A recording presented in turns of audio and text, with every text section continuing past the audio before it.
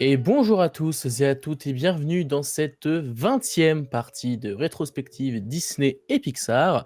La dernière fois, on avait parlé de 4 films, mais aujourd'hui, on va faire de même, tout comme le reste, pour le reste de cette rétrospective. Nous allons parler d'abord de La Princesse et la Grenouille, ensuite nous parlerons de Clochette et l'Expédition Féerique, ensuite nous parlerons de Toy Story 3 pour ce qui est de Pixar, et enfin on finira par Réponse. Donc un programme plutôt alléchant quand même. Je trouve qu'il y a quand même deux trois films là-dedans qui sont plutôt qualitatifs et vous remarquerez que l'année de sortie, on est principalement sur 2010 pour ce qui est de la France. Donc voilà sur les sujets de ce soir ou d'aujourd'hui en fonction de l'heure à laquelle vous regardez cette vidéo.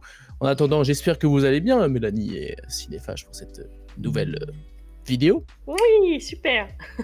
Oui, Toujours. Peut-être qu'un jour vous allez dire non, je vais pas bien.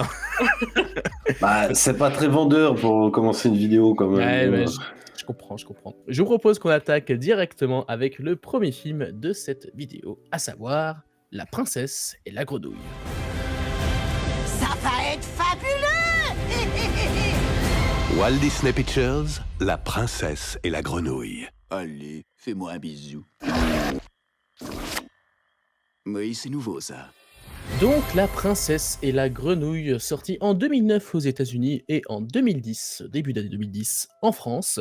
Il s'agit donc d'un nouveau classique Disney en 2D, s'il vous plaît. Et oui, on fait une petite parenthèse dans cette période où on était plus sur la 3D, et qui d'ailleurs continuera même jusqu'à encore aujourd'hui. Donc je crois, tu me dis si je me trompe Cinéphage, que c'est le dernier grand classique, ou Mélanie, c'est le dernier grand classique Disney en 2D. Ah, en fait, je ne sais. Le prochain Winnie l'ourson a un statut un peu bizarre. Parce qu'il n'est pas considéré comme un classique, mais c'est quand même un film Disney, donc je ne sais pas. Il est sorti au cinéma. Il est sorti au cinéma. Donc, Ah, voilà. Il y a débat. C'est là, on va dire que c'est parmi les deux derniers. Voilà. Ce qui est sûr, c'est que si on prend Winnie l'ourson, c'est le dernier film d'animation 2D Disney à ce jour. Très bien. Est-ce que tu peux nous en dire un petit peu plus justement sur ce dernier film Disney 2D? Enfin, le dernier classique, Classique. La Princesse et la Grenouille, oui. Alors, du coup, la production a commencé en 2006. Donc, on a 3 ans de production. C'est le retour de la 2D que tu disais, mais c'est aussi le retour du duo Musker et Clements, à qui on doit quand même Basile Détective Privé, La Petite Sirène, Aladdin, Hercule, La Planète au Trésor, et qu'on devra plus tard Vaiana, donc un bon duo, on va Tout pas se talentueux, mentir. ça va. Voilà, ouais, c'est bon, c'est quand même pas mal. Il faut savoir qu'il y a quand même eu énormément de changements durant la production de La Princesse et la Grenouille. Tiana devait par exemple s'appeler Maddie, mais Maddie était considérée comme étant trop proche de Mamie, et Mamie, c'est péjoratif pour la communauté afro-américaine. Donc, ils ont changé de prénom en Tiana. Elle devait aussi être femme de chambre, et donc être au service d'une jeune femme blonde riche.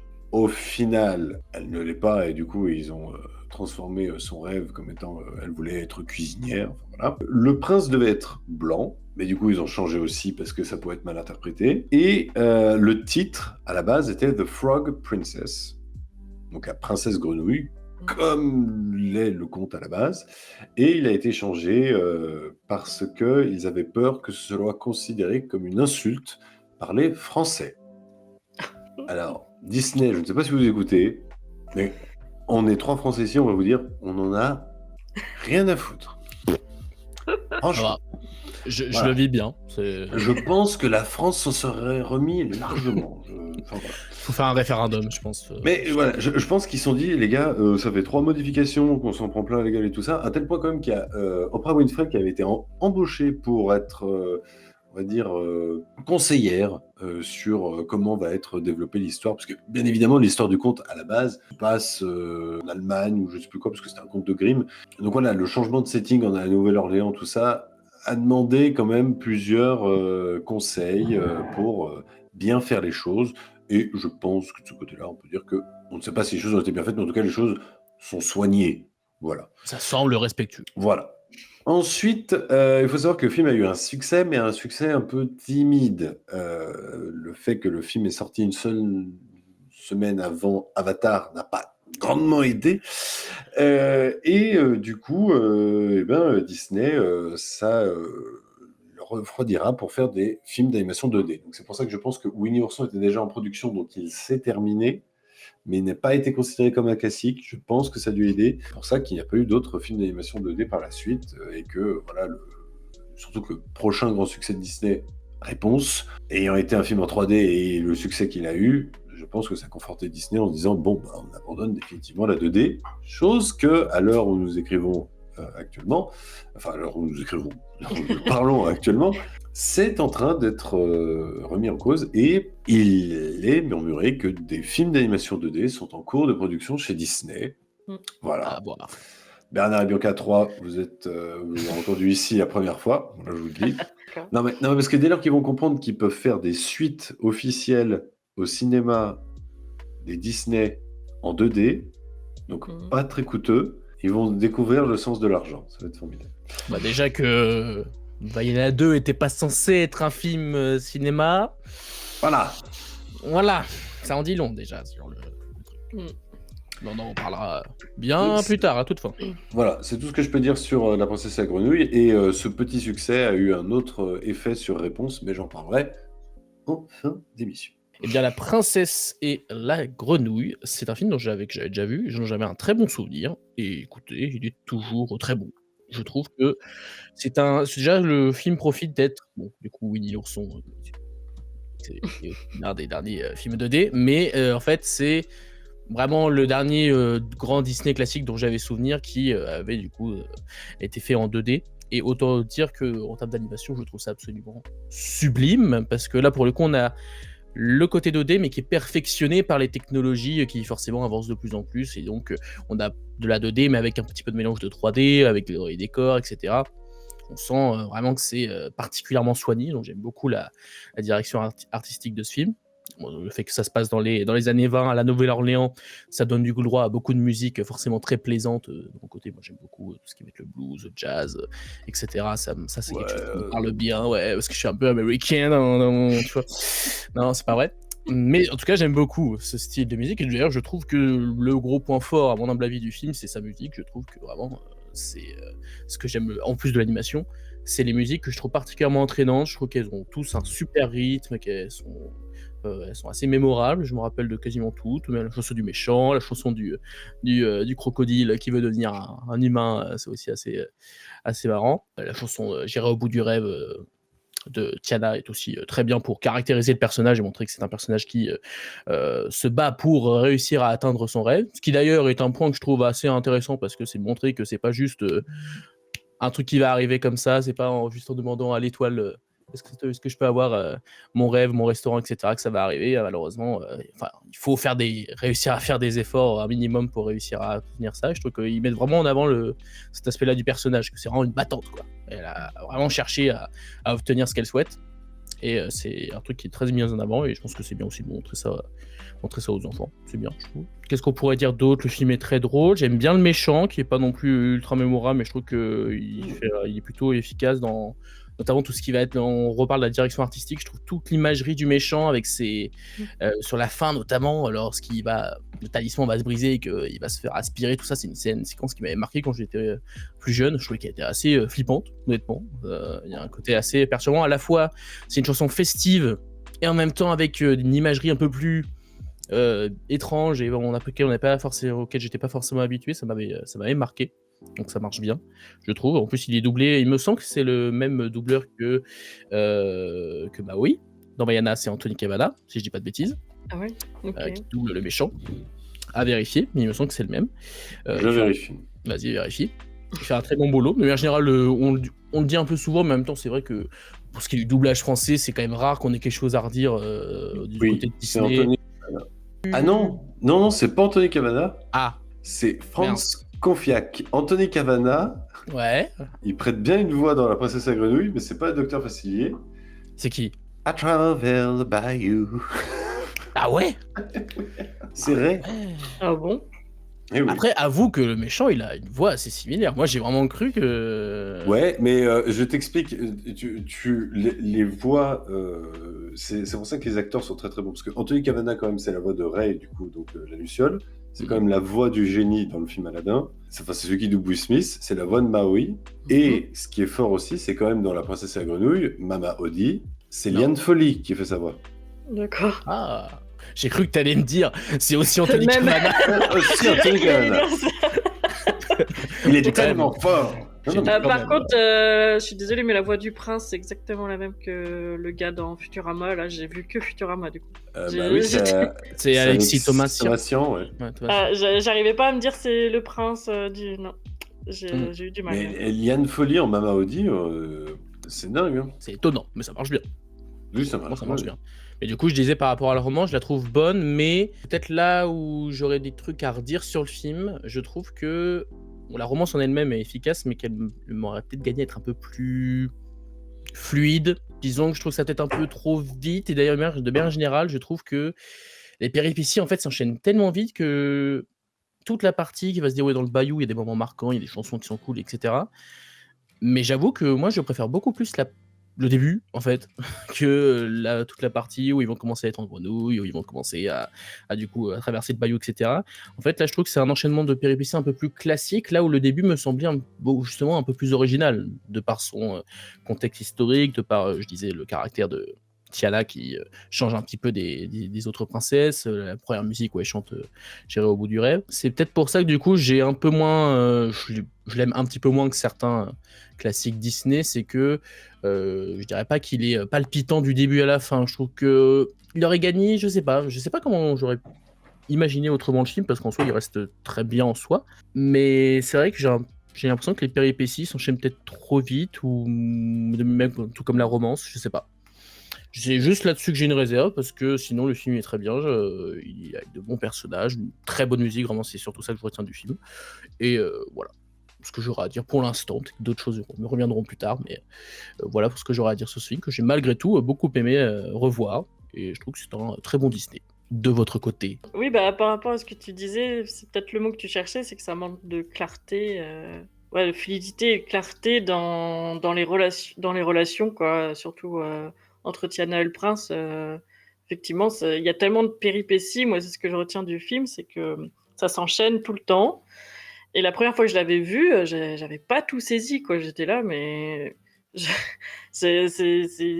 ils se transforment ou ils se transforment pas. Ils sont. Ah oui, du coup, elle est princesse. Enfin, je trouvais ça vraiment bizarre. La fin, ça s'enchaîne assez vite avec le décompte de minuit qui finalement sert pas à grand chose. Il est un peu brouillon. Enfin, c'est ce que je retiens du film, c'est qu'il est un peu brouillon. Et ouais, l'histoire d'amour tombe un peu comme un cheveu sur la soupe parce que 4 minutes avant, ils se détestent, ils sont complètement différents. Elle peut pas aimer ce genre de caractère vu comment elle est. Et non, d'un coup, il tombe amoureux et voilà. Et puis c'est l'amour de sa vie, il veut l'épouser tout de suite, quoi. On a l'impression vraiment qu'en plus ça se joue sur une nuit, sur une soirée. Ouais, si, il y a peut-être un lendemain, je crois, donc peut-être 2 jours, mais je trouve que c'est hyper rapide. Souvent, ça suffit. Hein. Ah, rappelez-vous la Reine des Neiges. Ouh, ça va vite. C'est vrai. Une coupe de Oui, mais champagne et c'est bon. c'est plus la Reine des Neiges, c'est pour se moquer un peu. Là, c'est censé être l'histoire d'amour du film, quoi. C'est un peu plus Ouais, justifié. mais c'est un conte. Oui, je comprends. Pour les contes, on pardonne l'unité de temps, on va dire. Quoi. Pour parler des qualités, oui, il est très beau. La musique, j'aime bien. On a un vrai univers. Du film, hein. Oui. Ouais, J'ai dit quoi? Pas du prince, je pense. Le film est très beau, pardon. Oui. Alors, le oui. film est très beau. Les musiques sont très bien. Il y a un vrai univers et il se démarque vraiment en tant que film. Mais à part ça, j'ai un peu noté que des petits défauts. Comme j'ai dit, le scénario pour moi est un peu compliqué. Je trouve le mobile du méchant un peu bancal. Il veut devenir prince ou roi à la place du roi ou du maire, je sais plus. Et pourquoi pourquoi il Déjà je sais pas. fort. Hein? Pouvoir, Déjà fort. puissance. Ouais, je sais pas. Comme on est dans les années 20, je trouve un peu le truc un peu débile. Pour moi, il est censé avoir des élections, il est censé être connu. Enfin, je sais pas. C'est pas juste. Je suis roi parce que j'ai la magie la plus forte, quoi. Je trouve ça un peu nul. Et après, j'aime bien l'univers du vaudou. C'est vrai c'est un côté un peu effrayant, un peu bizarre. Mais sinon, j'arrive pas à le prendre au sérieux plus que ça, quoi. Clairement, c'est une victime de ses esprits et tout, donc il est un peu inutile et on n'a jamais peur de lui, jamais peur de ses actions, de ses conséquences, quoi. On craint pas pour la vie des personnages. Enfin, je J'avais trouve peur que quand voilà. j'étais plus jeune, hein, quand même. Hein. C'est un vrai Oui, peur. bah bien sûr, parce que les images sont impressionnantes. Mais voilà, après, sauf quand il écrase la libellule. Quand il écrase La luciole. la luciole. Quand il écrase la luciole, ça m'a déchiré le cœur, mais Ah il y a- ouais. mais c'est horrible, Mais il est oui. gentil, lui. Bah oui. Ah, mais je croyais que t'étais ironique, mais moi je trouve ça. Enfin, j'en parlerai après. Moi, voilà, j'aime bien le personnage de Luciole et j'aime bien aussi la fille Charlotte, pas la princesse du coup, la fille du maire, parce qu'elle a vraiment un, un rôle, enfin un personnage un peu chiant mais attachant au final parce qu'elle est pas complètement superficielle, elle est juste hyper extravertie et on voit qu'elle a une vraie amitié avec Tiana et elles sont assez touchantes toutes les deux. Et voilà, après, il a le défaut, ce film-là, aussi d'enchaîner les chansons, comme va beaucoup le faire après Disney, je trouve. J'ai l'impression qu'il y a une surdose de chansons où t'as à peine un bout de film d'histoire et hop, encore une chanson, encore, surtout au début. Voilà, c'est un peu les défauts des Disney des années 2010, je trouve, et après. On passe un bon moment, mais c'est sûr que c'est pas un qui me marque et que j'ai envie de revoir forcément, quoi. Voilà. Mais est-ce que Cinéphage va du coup être dans cet aspect-là aussi un petit peu déçu, on va dire? Alors j'avais vu à l'époque, j'avais pas revu depuis. À l'époque, forcément, j'étais intéressé de le voir parce que j'étais très attaché à l'animation 2D. Et je pense que beaucoup de gens de notre génération, moi et Mélanie, quand on a vu La Princesse à Grenouille, on avait envie de le voir plus qu'un Volt ou autre chose parce que c'est plus comme nos films qu'on a connus, quoi. T'es déjà vieux à l'époque, hein, qu'on n'avait que 14 ans. La Princesse à Grenouille, j'adore en fait ce qu'il fait, c'est-à-dire de faire du vieux avec du nouveau. C'est-à-dire qu'il y a cette idée dans l'animation, mais il y a aussi cette idée dans le fond, puisque on prend cette histoire de conte de fées qui est archi connue, quoi. Et en même temps, je trouve que le côté Nouvelle-Orléans quasiment contemporain, parce qu'on est années 20, mais proche de nous, ça apporte une vraie fraîcheur. Et aussi, j'adore le personnage de Tiana. Je trouve que c'est, en termes de psychologie de personnage, c'est l'une des princesses les plus intéressantes, parce que c'en est pas une. Enfin, c'en est une officielle, mais c'en est pas une à la base, je veux dire. Oui, c'est vrai. Et du coup, je trouve que ça la rend beaucoup plus intéressante. J'aime aussi beaucoup que son rêve soit quelque chose de tangible, de concret, et que ce soit lié avec, voilà, c'est son rêve, mais aussi c'est le rêve de son père, quoi. Donc il y a vraiment quelque chose d'attendrissant. J'adore du coup l'ambiance Nouvelle-Orléans, j'adore le côté moderne de ce film. J'aime beaucoup le méchant, qui est, je vais vous choquer, mais le dernier grand méchant de Disney à l'heure où nous parlons. Sincèrement, c'est le dernier qui m'a marqué. Hein. C'est possible, faut voir avec les prochains. Mais... Voilà, voilà. Les autres après. dans cette émission, on va parler d'une méchante que je trouve quand même. J'ai dit méchant. Ah, mes excuses. Ah, J'ai dit méchant. Mes excuses. J'ai dit méchant. C'est vrai que Mère Gothel est aussi intéressante, mais en méchant homme. Mais d'ailleurs, Mère Gothel, pour moi, est la dernière méchante intéressante. Donc, ça fait 15 piges que... Voilà, parce que bon, les méchants de la Reine des Neiges, voilà. Bref. Après, il n'y a plus, de toute façon. Hein. Oui, voilà, c'est ça. Parce qu'on a arrêté les méchants. Si, il y a un méchant dans Wish, mais qui est Wish, comparé à Dr. Facilier, qui... Zootopie, il y a un méchante. Ouais, mais elle n'est pas marquante. Non, je suis d'accord, mais même si je l'aime bien, oui, il représente, mais... Non, mais j'aime bien l'idée, mais elle n'est pas marquante. Oui. En fait, ça me manque ce côté, et c'est pour ça que j'aime beaucoup le Docteur Facilier, c'est que, ouais, ces enjeux qu'il a, en fait, c'est le pouvoir. Ouais, mais au final, sur les contes de fées, on n'en demande pas plus, quoi. Et je trouve qu'il a un charisme de ouf. Je trouve qu'au début, quand il est juste adossé contre un mur, qu'il joue avec sa pièce, tout ça, il y a quelque chose qui se fait, qui se rapproche un peu avec le Baron Samedi. Tu verras Ciné Show quand tu verras Vivre et laisser mourir de saga James Bond, il y a y a quelque chose qui colle avec le vaudouisme qui, je trouve, vraiment fascinant. Mais par contre, je vais vous rejoindre, c'est que je me souvenais pas à quel point que le milieu du film, c'est un tunnel de chansons dans le bayou. Et en fait, au bout d'un moment, je me dis, mais on n'avance pas, en fait. C'est insupportable, quoi. À part, oui, vous avez rencontré un crocodile, oui, vous avez rencontré une luciole, qui, alors, moi, m'énerve complètement. Alors, je comprends pas. Moi, je préfère la luciole qui fait comme ça dans Clochette plutôt que la luciole qui rêve d'amour avec la lune, quoi. Même si, par L'étoile.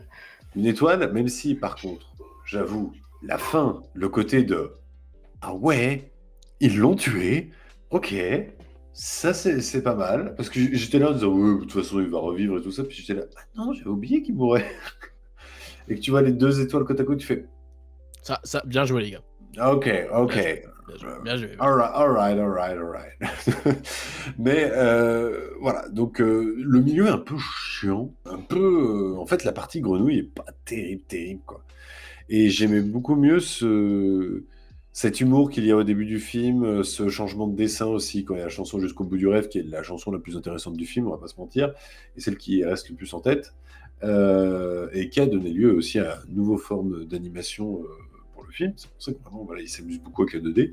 C'est un beau conte de fées, c'est un beau Disney. Je comprends un peu qu'il soit un petit peu oublié maintenant, mais son ambiance, le fait aussi qu'il évite de tomber dans plusieurs clichés, comme le personnage que tu disais là que t'aimais bien. Charlotte. Ah oui, mais Charlotte. On évite de tomber dans le cliché de la lutte des classes, parce que le film évoque la lutte des classes, mais ne tombe pas dans le cliché tarte à la crème de la méchante, riche, blonde et la gentille cuisinière qui vit du coup dans le ghetto. On le voit, on n'a pas besoin de surexpliquer, mais aussi j'aime bien ce côté que ce sont des gens qui s'apprécient, qui vivent ensemble, qui sont assez bienveillants entre eux et qui a une vraie amitié, tu vois. Même sur la fin, elle s'en fiche. Enfin, elle s'en fiche. Disons qu'elle est prête à accepter le fait qu'elle soit pas mariée, etc., du moment que c'est pour le bonheur de Tiana. Quand même, il y a un côté, Oui, mais en fait, c'est ça qui est assez. En fait, c'est que les relations dans ce film sont aussi fraîches que l'ambiance. Et du coup, il y a quelque chose que, même s'il y a un tunnel au milieu, bah, on passe quand même un bon moment. Et que bah, c'est un film Disney que, bon, c'est que la deuxième fois que je le vois, mais je pourrais me le refaire dans 2-3 ans à la rigueur, juste pour retrouver cette ambiance. Voilà. Je trouve que c'était un bon point de départ pour refaire des films d'animation 2D. Hélas, ça n'a pas pris le pli. Mais voilà, c'est un bon Disney. C'est un bon Disney. Voilà. Ça faisait longtemps qu'on ne l'avait pas dit, donc disons-le, c'est tous ensemble, c'est un bon Disney. Voilà. Après Volt, c'est cool. Bah, c'est mieux que Volt, c'est mieux que Bienvenue chez les Robinsons, c'est mieux que Oui. c'est mieux que Chicken Little, c'est mieux que The Wild, c'est mieux que oui, voilà.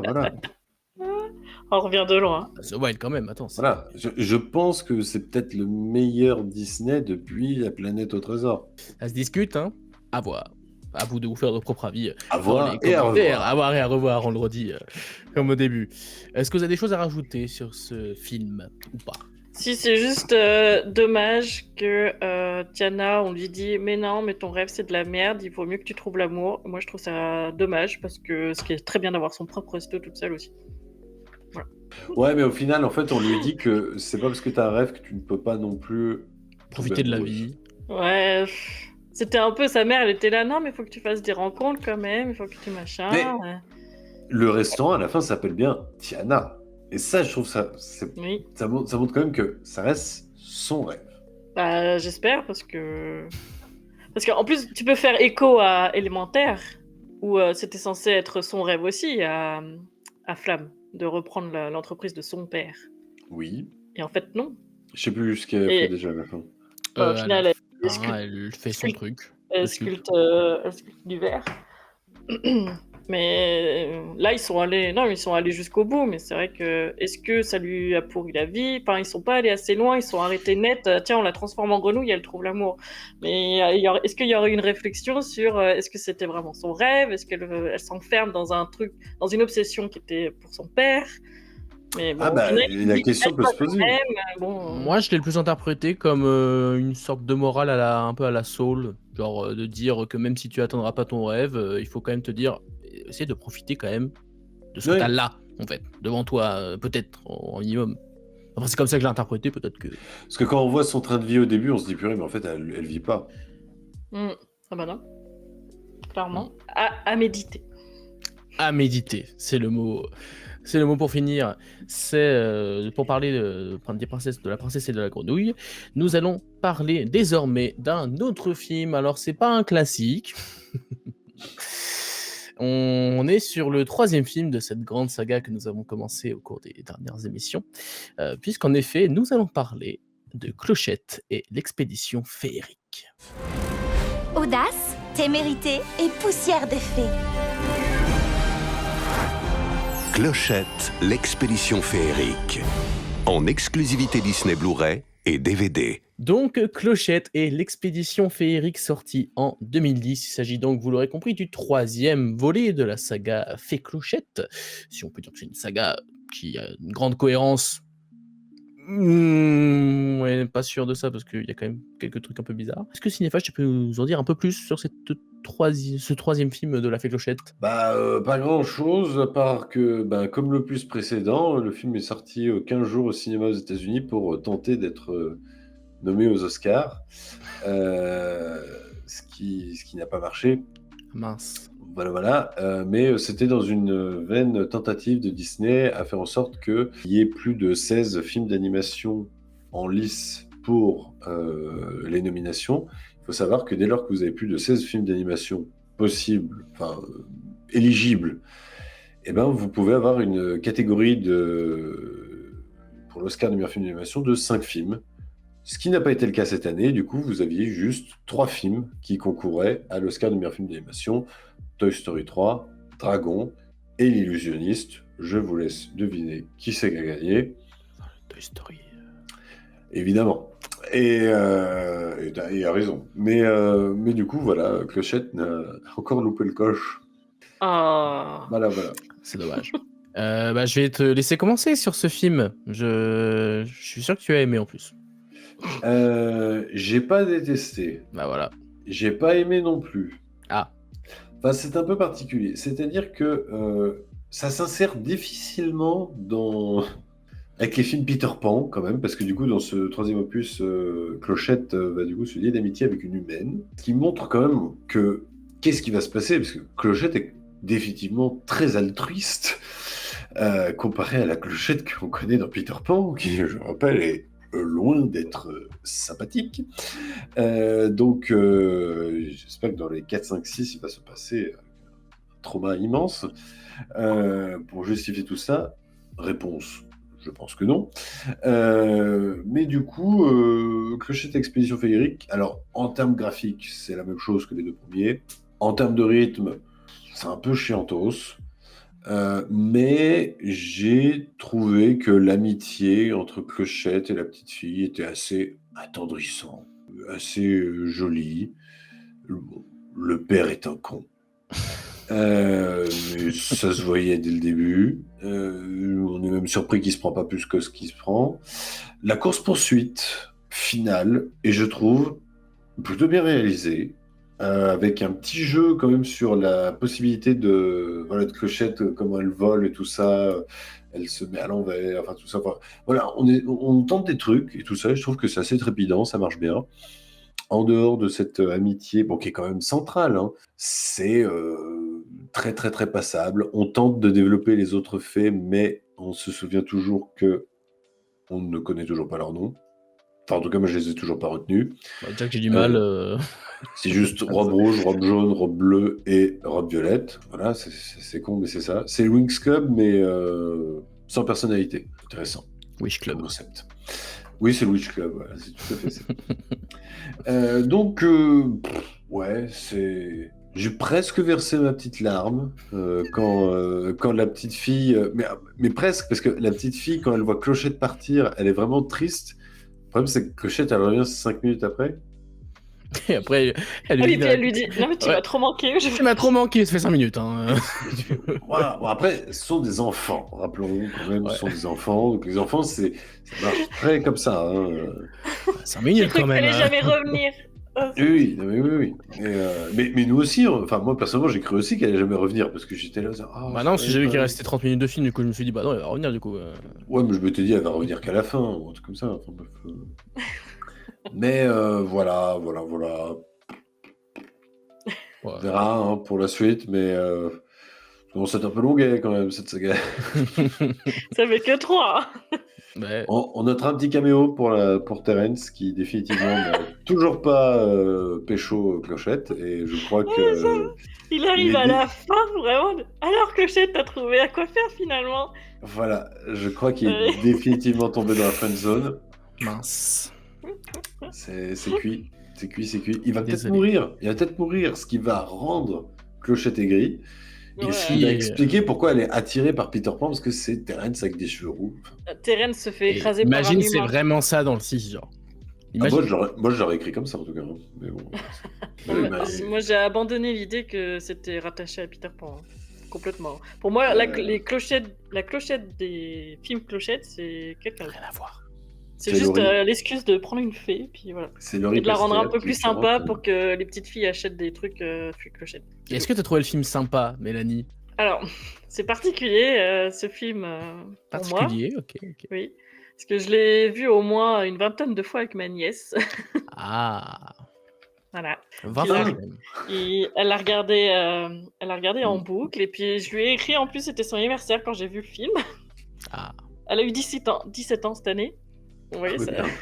Et elle regarde encore Clochette et l'expédition féerique? Non, mais elle s'en rappelle un peu qu'elle Ah. regardait ça. Mais non, Ah après. bah 20 fois, elle s'en rappelle qu'un peu, bah non, un chien. Bah, elle était petite, hein. C'est vrai qu'elle était quand même Oh pas là grande. là.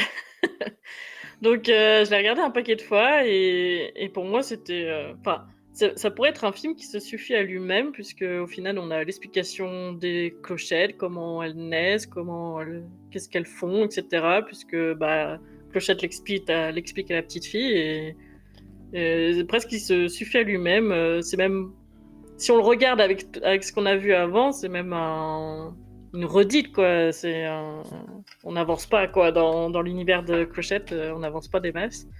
La petite fille championne de mime quand même, parce que moi je comprenais la moitié de ce que mimait Clochette, mais la petite fille elle comprenait tout. Ah oui, c'est dès lors qu'un enfant naît comme ça comme une Au fille. Time's Up, elle doit être trop forte. Ah ouais, Ouais, au Time's Up. Par contre, du coup, comme j'avais vu les deux premiers, j'étais là, mais pourquoi ils sont dans le monde des humains? Ah bah, ils vont passer l'été là, donc c'est facile. Voilà. Ouais, c'est cool les vacances. C'est pratique. Il y a des fées bricoleuses qui y vont, alors que c'était interdit de film avant.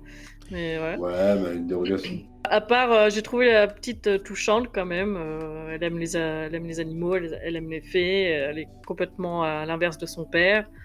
Je la trouvais plutôt touchante, mais par contre, c'est vrai que le périple des fées qui doivent retourner à moitié à pied à la maison, c'était hyper long, quoi, hyper inintéressant au possible. Fallait combler. C'est un peu ça. Hein. C'est un peu ça. Moi, j'aime que la partie la petite fille et Clochette. Oui. Parce que voilà, elle Heureusement, c'est le découvre... principal.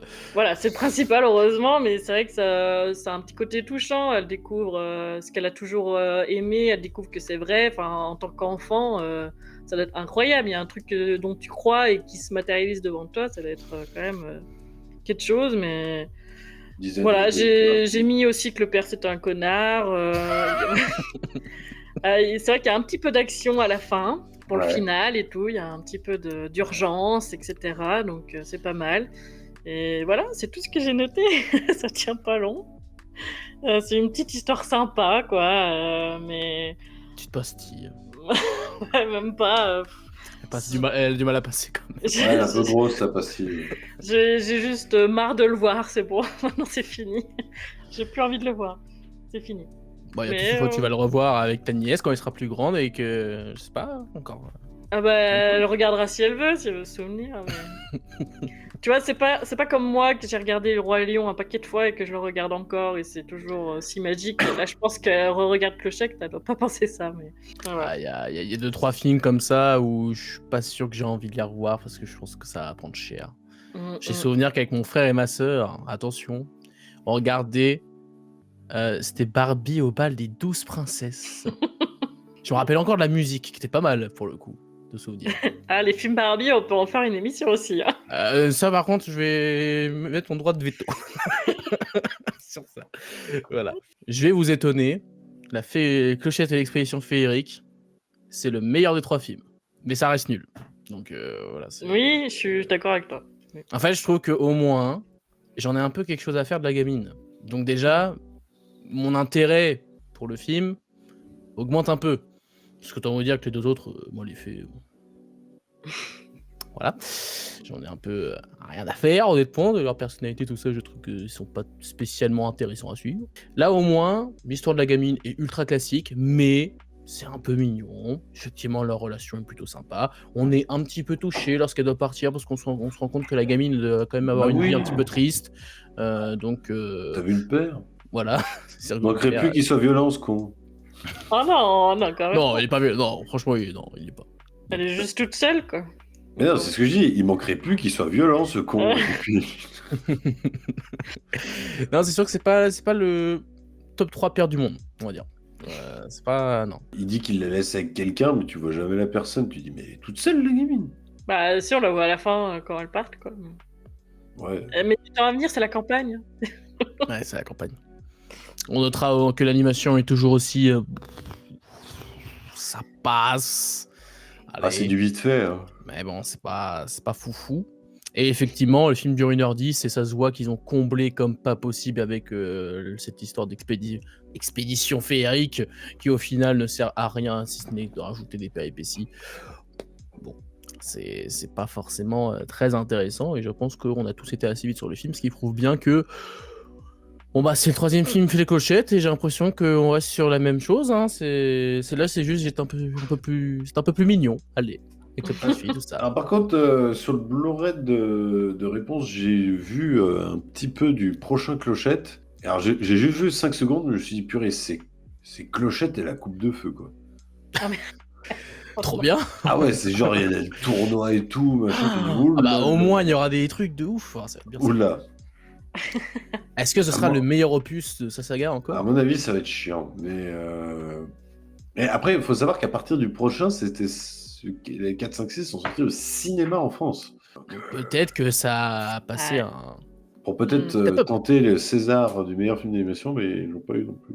Donc à voir si le prochain film de la Fée Clochette sera un petit peu le film de la saga, mais bon, pour l'instant, on va pas vous cacher que on est sur on stagne sur le côté, bah on s'en fout.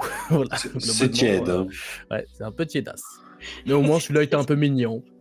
C'est déjà ça, allez. Oui, bah, si c'était pas mignon, ils en auraient pas fait 6, quoi. Non, mais même les 2 avant, il y avait 1 ou 2 plans mignons, vas-y, mais là, au moins le récit a un truc un peu... Il y a une petite fille pour s'identifier un peu quand t'es enfant. Voilà. Allez, puis la petite fille, je trouve que c'est un personnage qui est plutôt bon dans l'ensemble, ça va. C'est efficace, quoi. Au moins, elle est pas insupportable, c'est ça que je veux dire. Oui, c'est vrai que t'aimes pas les enfants, toi. C'est pas vrai, je suis prof. Alors, on passe à la suite avec le Pixar de cette vidéo. Et alors là, là, on va toucher, on se rapproche du ciel. Comme ça. Oh là là. Oh, je suis en odeur de sainteté. On va parler de la conclusion de la trilogie, j'ai bien dit trilogie, Toy Story, puisqu'en effet, on va parler de Toy Story 3. Vous en aurez besoin. Chaud devant. Je vous raconte même pas comment j'en suis arrivé là. Donc, Toy Story 3, conclusion de la trilogie, plus tard, quadrilogie, et même... Bon, il y a 5 films au final dans cette saga, mais bon, à la base, c'était censé être une trilogie dans l'idée. La pentalogie. Voilà, pentalogie. Sorti en 2010, aussi bien aux États-Unis qu'en France, nouveau film des studios Pixar qui fut un succès retentissant aussi bien d'un point de vue financier que d'un point de vue des critiques, et qui j'ai l'impression que pour la majorité, peut-être pas la majorité des gens, mais il y a beaucoup de gens qui pensent que ce troisième film est le meilleur de la saga Toy Story, voire même l'un des meilleurs, voire le meilleur Pixar. Certains se chauffent carrément à dire ça. Voilà. Ah bah je crois qu'il y a quelqu'un en vrai qui le pense. Je te laisse en dire plus sur la création de ce troisième film. Alors, comme tu disais, très grand succès, puisque c'est tout de même le premier film d'animation à dépasser le milliard. Bon, maintenant, il y en a eu d'autres. Il y a eu La Reine des Neiges 2 et Vice Versa 2. Et Toy Story 3 était le... Et puis Toy Story 4 aussi, également, qui a dépassé le milliard. Donc, Moi, chez méchant, je crois. Oui aussi. Wow. Du coup, la production de Toy Story 3 a commencé beaucoup plus tôt que vous le pensez. Elle a commencé en 2005. Ah, Puisqu'à l'époque, Disney envisageait très fortement de rompre les liens avec Pixar. Et dans ces contrats, ils avaient le droit de faire une suite au film qu'ils avaient coproduit. Et du coup, ils avaient créé Circle 7 Animation, qui a donc commencé à tabler sur un Toy Story 3 qui racontait une histoire comme quoi Buzz l'éclair était défaillant et qu'il fallait du coup le ramener à Taïwan, là où il était fabriqué, pour finalement se rendre compte que tous les Buzz l'éclair étaient défaillants. Bon, voilà, c'était le point de base. Au final, le film n'a pas eu lieu puisque Disney a finalement décidé de racheter Pixar. Et Pixar a dit, écoutez, si vous faites un Toy Story 3, c'est nous qui le faisons. Et du coup, c'est eux qui l'ont fait, ils ont repris le truc en 2006, tout en oubliant tout ce qui avait été fait précédemment. Ils n'ont même pas cherché à savoir ce qu'ils avaient fait précédemment. Ils ne voulaient pas savoir. Ils voulaient vraiment commencer sur une base saine. Je pense qu'ils avaient raison. Quand même, il faut dire que le script fait par Circle 7 Animation était tenu par Jim Harsvelt, qui était l'auteur des scénarios de la trilogie Mon beau-père et moi. Okay. Voilà.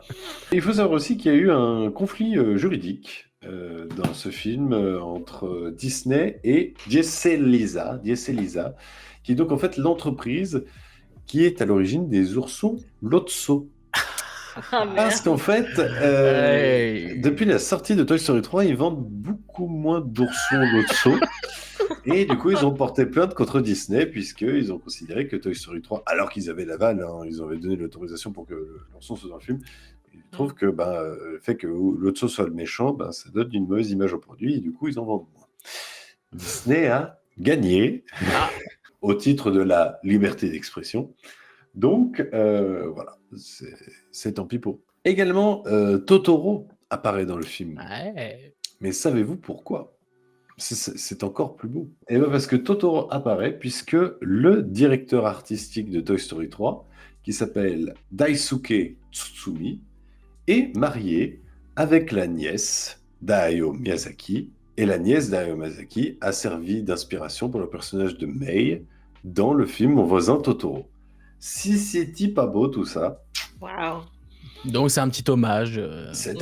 Voilà. Et aussi, John Lasseter est très ami avec Hayao Miyazaki. Donc voilà. Je rajouterais que je trouve que Pixar a dans certains films se rapproche de côté américain grandement de l'univers d'un Ghibli dans la narration, dans le côté fantastique. Moi, il y a des films comme Là-haut qui me font beaucoup penser à Ghibli. Je sais pas pourquoi. De toute façon, Hayao Miyazaki aime beaucoup les Pixar. Et voilà, je trouvais que l'anecdote était très belle. Que du coup, voilà.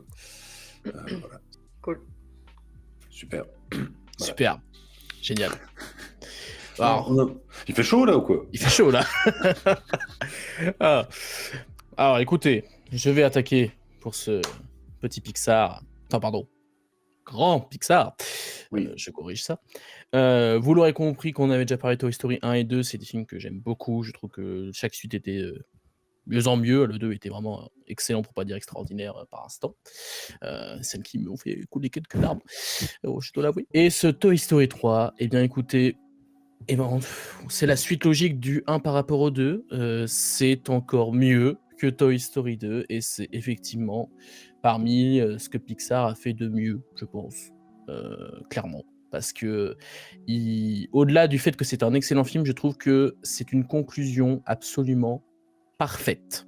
Je ne vois pas qu'est-ce qu'on aurait pu faire de mieux pour conclure cette histoire de Toy Story, que ce soit dans l'idée scénaristique de manière générale, de montrer Andy qui va à l'université. Donc, on comprend que le temps a passé, que ces jouets ont envie d'être simplement d'être joués par d'autres enfants. Et donc, c'est quelque chose qui, forcément, nous fait un petit peu de peine, nous, en tant que spectateurs, qui connaissons très bien ces personnages et qui se disent, bah, les pauvres, quand même, ils sont abandonnés tout au fond d'une petite caisse, une petite malle. C'est un bon point de départ qui marche très bien. Donc, avant de revenir sur la fin, mais en général, on retrouve les qualités, comme souvent chez Pixar. On a une excellente animation 3D, vraiment absolument de toute beauté. Les décors, notamment de Sunnyside, sont particulièrement bien faits. Et de manière générale, tout le fait que l'intrigue nous laisse penser que Sunnyside est en fait une prison, littéralement, c'est dit dans le film, mais vraiment tout est agencé pour nous faire penser à une prison. Non, j'ai juste mis la garderie est une prison de A à Z. C'est ça que j'ai noté, parce qu'il y a à la fois le côté surveillance accrue, on voit qu'il y a tous les jouets qui passent, il y a les caméras, le vigile, qui est d'ailleurs, enfin le vigile, celui qui surveille les caméras, qui est ce singe. Mais l'idée de génie, Il est ultra flippant en plus. ça fait flipper de fou. Mais alors, Non, vraiment, mais j'aurais vu ça enfant, j'aurais cauchemardé pendant un Je mois. pense aussi, ouais. Je pense aussi. Ouais. Un autre élément qui m'a bien fait flipper, il y a deux trucs que j'ai notés. C'est d'abord la première scène où tu as les jouets dans la catégorie des petits enfants. Donc pas dans la catégorie où c'est les enfants un petit peu plus grands, où du coup ils sont plutôt bien occupés, etc. C'est la première scène où tu vois que les enfants ils sont complètement fous, ils sont évidemment tout petits, donc du coup ils sont dégénérés.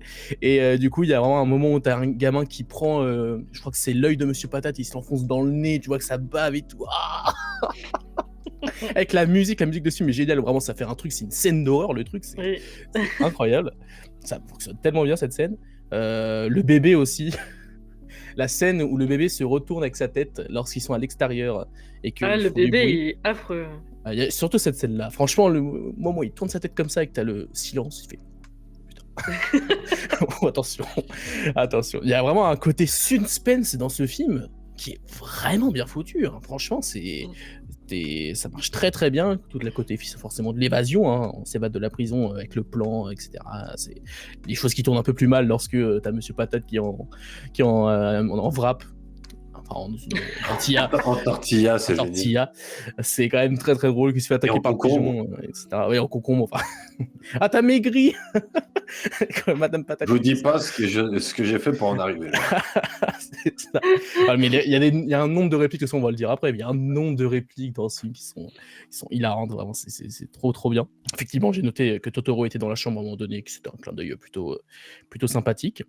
On montre aussi qu'au-delà que Andy a vieilli, on voit aussi le chien. Si on se rappelle au début, Buster, dans les autres films, quand il est arrivé, il était à fond comme ça. Dans le 2, il était tout jeune. Voilà. Et là, quand Woody l'appelle, il traîne la patte un peu. C'est franchement. Le vent qui touche par terre, enfin, tu sens que c'est. Oh, il a la flemme. Oh, c'est bon. Il est trop vieux pour ses conneries, comme on dit. Ouais. C'est plus possible. Donc, vraiment, toute l'histoire, vraiment, pour le coup, c'est pas le genre de film où j'aurais à dire ouais, bon, les péripéties là, ça se fait un peu bizarrement, c'est un peu trop rapide, machin. Il n'y a pas un moment que je trouve mal fait, inutile ou quoi que ce soit. C'est vraiment le rythme est absolument parfait, le développement de personnages, l'humour, le drame. Encore une fois, la scène quand ils sont dans la déchetterie et qu'ils sont sur le point de mourir. Non mais je vous laisserai développer sur ça. Je vais pas développer, je vous le laisserai pour vous parce que c'est matière. Mais la musique, la musique. Et tu fais mais. La musique un peu métallique, tout ça. Enfin bref, cette scène est incroyable, vraiment. Non, Woody. Ils acceptent leur destin. Tu fais... Mon Dieu. Et alors la fin, la toute fin. Mais comment on aurait pu faire mieux pour conclure cette trilogie? Voir Andy qui part du coup pour l'université, qui donne ses jouets à Bonnie, et quand il lui dit, quand t'as Bonnie qui fait le geste du au revoir avec Woody, et que t'as Andy qui dit merci les amis. Et en plus, t'as ce plan sur la fin où il remonte et tu vois les nuages comme dans le début du 1, mais c'est parfait. Ah non, mais j'ai beau ne pas. Ah mais non, mais comment ça vaut pas beaucoup? C'est immense. Non, mais en vrai, je suis pas. On va venir après sur moi. Je serais peut-être pas aussi dithyrambique que Cinéphage quand il va parler. Mais vraiment. Vous me parlez d'un de mes organes, en fait. C'est pour ça. Mais vraiment, chez Pixar, peu importe si je suis plus attaché à l'univers que. Enfin, je suis moins attaché à l'univers que d'autres univers de Pixar, je trouve que vraiment. Vous pouvez pas faire mieux, quoi. Je vois pas comment c'était possible. Mais, donc, vous avez compris que j'avais adoré ce Toy Story 3, je pense que c'est l'un des meilleurs Pixar, vraiment, et c'est le meilleur film Toy Story, à mon humble avis. Mais j'ai l'impression que Mélanie n'est pas aussi dithyrambique, donc je vais la laisser parler, et ensuite on finira par Cinéphage qui sera comme ça, comme ça. Voilà, comme je viens de le faire juste avant. Mélanie, je t'en prie. Non, je vais rien dire de trop méchant, hein. Je suis sûre que vous l'avez remarqué aussi. Et après, il a énormément de qualité, pardon.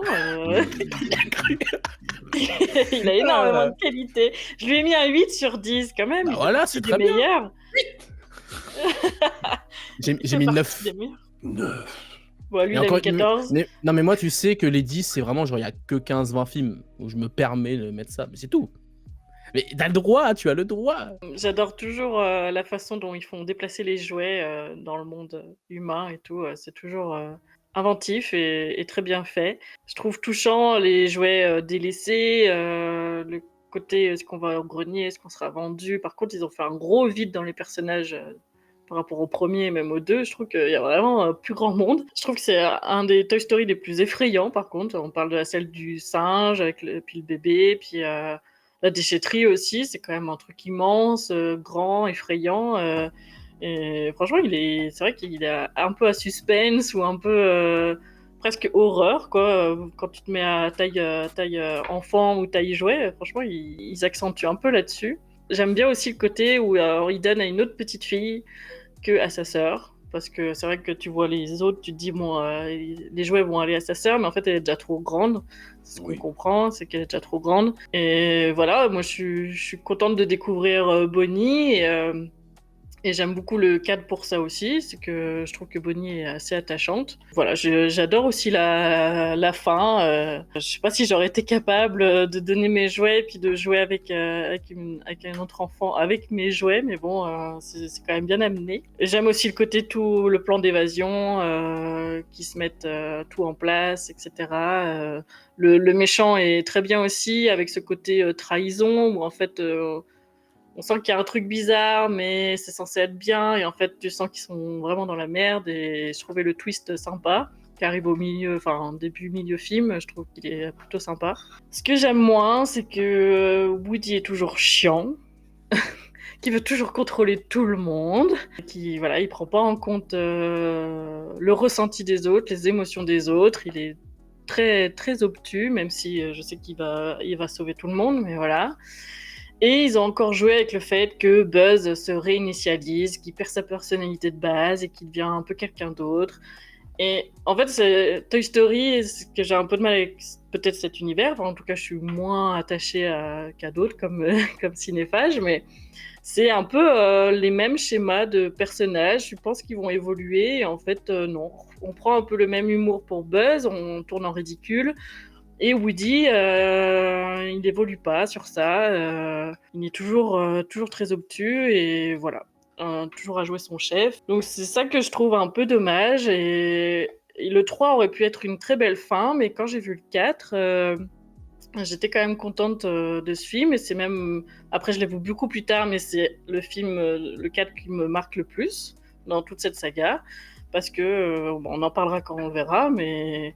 Pour moi, c'est lui qui est le plus marquant avec le premier. Et voilà, le 3, je l'avais vu qu'une fois pour pouvoir aller voir le 4, justement, parce que j'avais jamais regardé à l'époque. Et voilà, comme j'ai vu les deux autres, les personnages, c'est toujours un peu le même souci. C'est qu'il faut retrouver Andy, il faut retourner là-bas. Et puis... Mais bon, il y a quand même le côté, il faut sauver tout le monde, donc toute la troupe, il faut qu'ils se déplacent ensemble, machin. Enfin... Voilà, je trouve des fois on tourne un peu en rond et il y a dans le 4 il y a un petit twist qui change, je trouve, ça change un petit peu. Voilà, c'est surtout le côté Buzz qui rebug encore, ça m'a un peu oui bon, on l'a déjà vu 2 fois quoi. Enfin, le premier c'était pas exactement ça, il devait faire sa personnalité, mais le 2 c'était déjà le même la même blague quoi. Donc voilà. C'est un peu ça qui m'a déçu, mais effectivement, c'est un très bon Pixar, un très bon film. Et qui est très chouette, très joli. Voilà. Très J'ai bien. fini de faire ma méchante. Mais non, mais c'était... Non, franchement... Tu sais ce que Cinéphage, il est dur avec les gens. Dès que tu dis pas que c'est le meilleur film du monde, c'est bon. Je D'ailleurs, lui ai du coup, brisé le cœur, je lui ai je brisé vais le te laisser cœur. parler, Cinéphage, parce que je crois que tu n'aimes pas du tout ce film, si j'ai bien compris. Pardon. Je suis obligé de parler de moi. Mais vas-y, ça nous intéresse. Je suis aussi vieux que Toy Story. Et du coup, c'est une saga qui m'a beaucoup accompagné gamin, pour le 1 et le 2. Le 2 qui est l'un des premiers films que j'ai vu au cinéma d'ailleurs. Le 3, en 2010, donc correspond à l'année où je suis entré au lycée. Pour Mélanie aussi. Et du coup, elle l'a vu plus tard, donc voilà. Et du coup, je suis pas allé le voir au cinéma. Parce que je m'étais dit, ouais, mais bon, j'ai vieilli, tout Je suis un ça. bad boy, je peux regarder une animation. Quel connard. Et par contre, du coup, j'étais quand même attaché à ça, c'est-à-dire que le jour où il est sorti en DVD, je suis allé acheter le DVD. Je me suis dit, Toy Story, c'est quand même, voilà, c'est le bon truc, donc j'achète le DVD. Je me souviin de l'avoir commencé à le regarder le soir même, ça devait être 22h, donc il était très tard, et d'avoir fini en sanglots 2 heures après.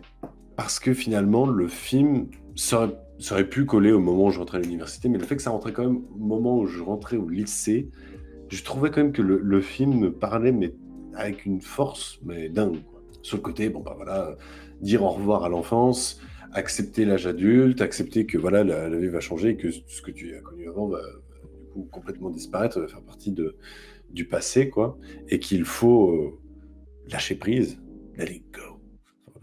Voilà. Allez de l'avant. Aller de l'avant. Mm.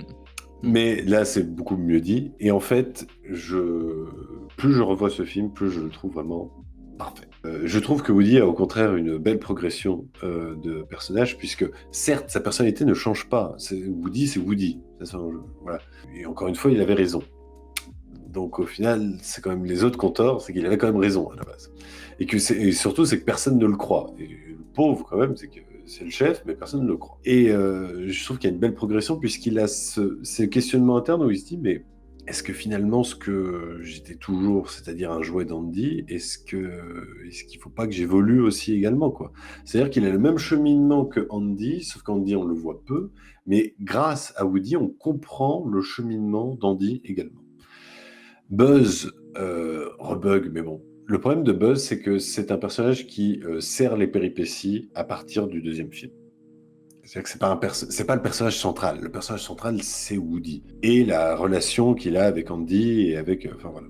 Buzz, quand même, ne buguait pas dans le deuxième, c'est juste qu'il rencontrait un autre qui, lui, était encore manufacturé et on pensait encore que, voilà, c'était un vrai cosmonaute. Enfin, voilà. Là, je trouve qu'en plus, le côté bug n'est pas si long que ça et juste là pour servir des blagues et pour ramener à ce côté jouet quand même qui est toujours amusant de se dire, bah oui, en fait, tout est lié à un bouton que tu peux passer en mode espagnol si tu dures plus de 5 secondes à appuyer. Enfin voilà, c'est très très drôle d'ailleurs comment le T-Rex réagit à ça. C'est une suite qui est très très drôle. Je trouve que c'est une suite qui fonctionne vraiment super bien sur son humour. Il y a une blague toutes les 2 secondes et quand tu le revois, tu es surpris par d'autres blagues que tu n'avais pas captées la première fois. J'avais par exemple jamais capté, alors que ça doit être la 4e ou 5e fois que je vois ce film, que les boueurs que tu vois au début et à la fin du film, c'est Sid, le méchant du premier film, et c'est confirmé par le générique, puisque l'acteur qui prêtait la voix à Sid dans le premier film prête la voix à les boueurs dans le 3e film. Et je trouve que c'est génial d'avoir fait ce clin d'œil, ce qui présageait quand même qu'ils avaient quand même prévu de clôturer en 3 films. Mais bon, bref. Qu'est-ce que je pourrais dire d'autre? Oui, l'animation est formidable. Je trouve que le film, il a quand même 15 ans, mais il est d'une beauté folle. Je veux dire, les détails sur les jouets et tout ça, mais le gap entre le 2 et le 3, mais il est... J'adore l'idée du méchant, Lotso, que du coup, c'est aussi sur une histoire d'abandon. C'est plus qu'une histoire d'abandon, c'est une histoire de remplacement. Et que du coup, il a quand même trahi ses propres amis. Je trouve ça génial. L'idée de l'évasion, ça donne des moments ultra trépidants, c'est qu'il fonctionne super bien. Il y a toujours ce décalage avec notre monde réel et comment les jouets l'appréhendent. Je trouve enfin voilà, ça fonctionne du tonnerre. Et voilà, il y a cette fin. Il y a cette séquence dans la déchetterie qui est absolument à crever le cœur. Que moi aussi, la première fois que j'ai vu, j'ai vraiment cru que... Waouh! Vous allez aller loin, les gars, mais vous allez vraiment les buter. Heureusement, non. Et puis, la dernière scène est encore plus belle, vraiment, où il va il passe le flambeau d'une certaine manière. Il perpétue l'espérance de vie de ses jouets et comme ça, par le simple fait que d'autres vont jouer avec eux, ben, ils vont exister encore. Parce qu'il y avait cet inconnu sur le grenier, puisque finalement, tu te dis, oui, certes, si Andy a des enfants, ils vont peut-être jouer avec lui, mais peut-être pas, parce que bon, ce sont des vieux jouets, etc., etc. Donc, je trouve que c'était très très beau. Ça me fait toujours juste un peu marrer, à chaque fois dans cette scène, que la maman de Bonnie soit à côté pendant que t'as Andy qui est en train de faire. Alors, ça, c'est Buzz l'éclair. La maman de Bonnie de se dire, quand même chelou ce gamin. Mais elle est vraiment juste à côté en train de faire du jardinage comme ça. Voilà. Voilà, c'est un magnifique film. Je suis sûr que j'ai oublié la moitié des choses que je voulais dire, mais tellement ce film. Voilà, je trouve que c'est le meilleur film de tous les temps sur le revoir à l'enfance. De tous les temps. Ah, de tous les temps. Je trouve que c'est celui qui te crève plus le cœur, mais qui te fait vraiment comprendre la leçon. Cette dernière scène, tout le monde en parle. Il n'y a pas un mois sans que quelqu'un te parle de cette dernière scène de Toy Story 3, l'abandon des jouets, quoi. Et je veux dire, qui, maintenant, en déménageant, ne pense pas à cette dernière scène de Toy Story 3 aussi, à ce que tu laisses derrière toi. C'est chef-d'œuvre. Ah, je comprends. Bah, c'est vrai qu'on est vraiment pas loin du tout, hein. Voire même carrément dedans. Ça m'avait Selon la déchiré le sensibilité. cœur, la Voilà. scène où la mère de Andy regarde la chambre vide et la Ah mère avait oui, exactement quelle fait même Mais scène. à quelques instants, tu vois comme elle est. Et alors, je vous préviens, parce que Toy Story 4 m'a aussi profondément fait chialer, pour d'autres raisons. Même s'il est moins bien, il y a des trucs qui ont très bien marché sur moi. Et là, c'est pire que ça. C'est la fin de la paternité et c'est laisser. Enfin, c'est la continuité du 3, c'est-à-dire c'est laisser partir l'enfant aussi. Enfin, c'est quelque chose qui est très fort avec le personnage de Woody dans le 4. Et je vous préviens, Tu nous préviens. mesdames et messieurs, c'est ici la première fois que vous l'avez entendu. Si à la fin de Toy Story 5, c'est Bonnie Oui, qui donne les jouets oui.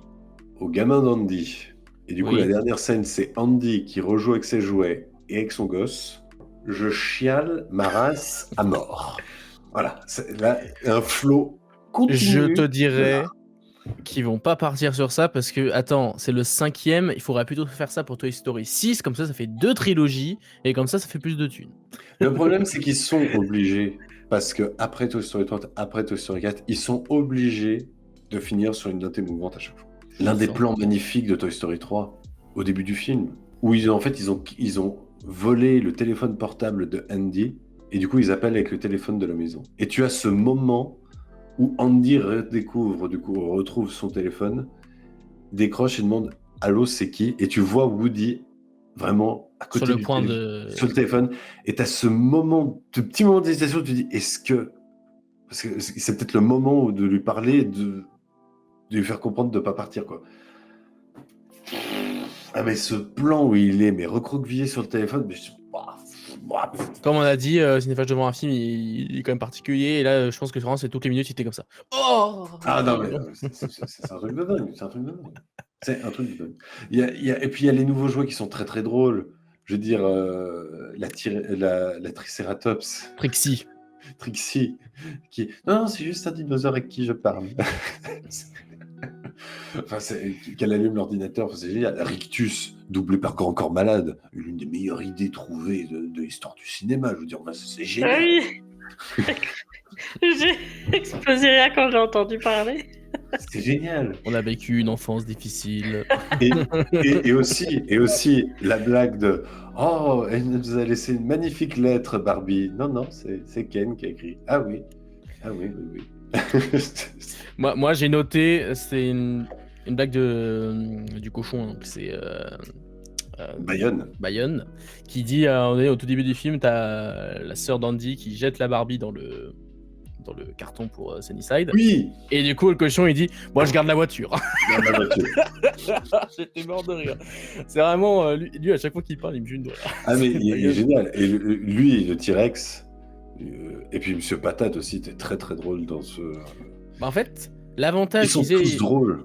En fait, il y a 2 avantages au fait qu'ils aient retiré des personnages. C'est que non seulement ça montre que le temps a passé et que du coup, il y a certains jouets qui… Siffly, la truc magique, la tablette La magique, fermière. et la bergère. Les bergères, pardon, fermière, oui, bon, pourquoi pas. Ah, j'ai compris l'infirmière. J'étais Non, non, j'ai dit la fermière, on est dans... Ouais, c'est bon, pourquoi pas. Allez. La bergère. La bergère. Du coup, il y a moins de personnages à cause de ça, mais aussi parce que, en fait, du coup, ça nous permet de plus de recentrer le récit sur ces personnages, leurs relations à eux, etc. Donc, pour le coup, c'est un choix que je trouve doublement intelligent d'avoir... Mais oui, puis quand t'as les soldats qui partent. La guerre est finie, commandant.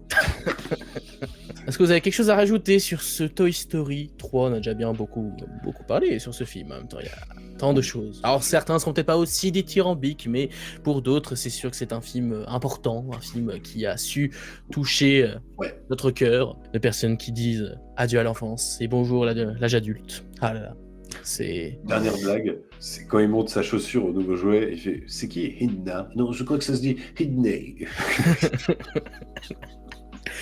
Le hérisson, il est drôle aussi. Ah ouais, non mais... J'ai une formation de lettres ou je sais pas quoi il dit. Ah ouais. Un spectacle. Bon, bref. Roméo, oh Roméo, et pourquoi es-tu Roméo? Ouais, la séquence de fin du film, il faut qu'il refasse ça plus souvent, les scènes Blague sur dans les blague sur crédits. blague sur blague, ça n'arrête pas, c'est formidable.